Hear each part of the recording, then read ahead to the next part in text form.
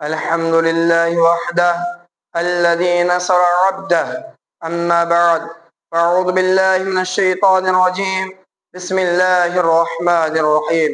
إنا أرسلناك شاهدا ومبشرا ونذيرا. صدق اللہ العظیم. صحن چمن کو ناز تھا اپنی بہاروں پر، صحن چمن کو ناز تھا اپنی بہاروں پر، وہ آ گئے تو ساری بہاروں پر چھا گئے. سامعین اکرام اور مکرم صدر، آج میں جس ایمان افروز موضوع کو اصحاب ایمان کے اس ایوان کی زینت بنانا چاہتا ہوں وہ ہے ایک عرب نے آدمی کا بول بالا کر دیا.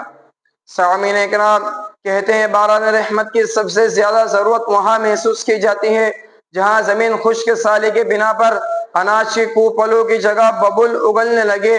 حضور نبی کریم صلی اللہ علیہ وسلم بھی اس ریگزار عرب میں صحاب رحمت بن کر تشریف لائے تھے جہاں انسانی تہذیب و تمدن اور اخلاق و کردار کے سودے خشک ہو چکے تھے.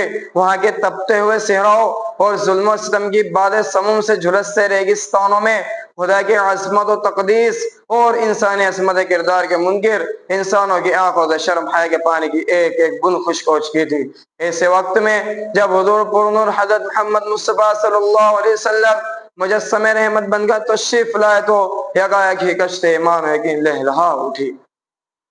اے عاشقان رسول، اگر محسن کائنات سرکار دو عالم صلی اللہ علیہ وسلم کی انسانیت نوازی دیکھنی ہو تو تاریخ کے دہارے کو 14 صدیہ قبل موڑ دیجئے اور اس وقت کا تصور کیجئے جب آپ صلی اللہ علیہ وسلم مکہ میں فاتحانہ انداز سے داخل ہو رہے تھے.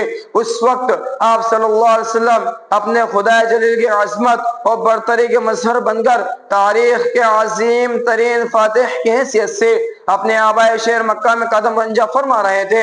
ہاں یہ وہی شہر تھا جہاں سے آپ صلی اللہ علیہ وسلم کی ہجرت کرنے پر مجبور کیا گیا تھا. آپ صلی اللہ علیہ وسلم کے تمام اعداء، آپ صلی اللہ علیہ وسلم کے خون کے پیاسے، آپ صلی اللہ علیہ وسلم کے جسم آدر پر غلاظت پھینکنے والے، آپ صلی اللہ علیہ وسلم کو پتھر مارنے والے، آپ صلی اللہ علیہ وسلم کے راہ میں کانٹے بچھانے والے اور صحن کعبہ میں تمام مجرمین قریش بیٹھے ہوئے تھے.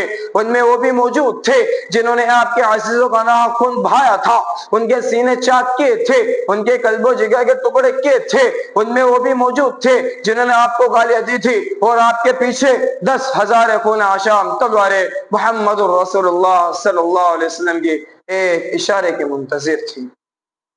دفعتاً زبان مبارک کھلتی ہے، سوال ہوتا ہے قریش بتاؤ آج میں تمہارے ساتھ کیا سلوک کروں، آج میرا تمہارے ساتھ کیا برتاؤ ہوگا. دبے الفاظ میں جواب ملتا ہے محمد محمد تو ہمارا شریف و بھتیجا ہے. ارشاد فرماتے ہیں جاؤ آج میں تم سے وہی کہتا ہوں جو حضرت یوسف علیہ السلام نے اپنے بھائیوں سے کہا تھا لا تثریب علیکم اليوم اذهبوا فانتم الطلقاء.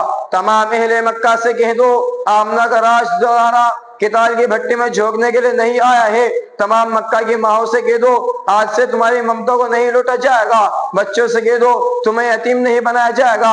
مکہ کی بہنوں اور حسینوں سے کہہ دو تمہاری عزت آبرو کو داغدار نہیں کیا جائے گا، تمہاری اوڑھنی نہیں چھینی جائے گی.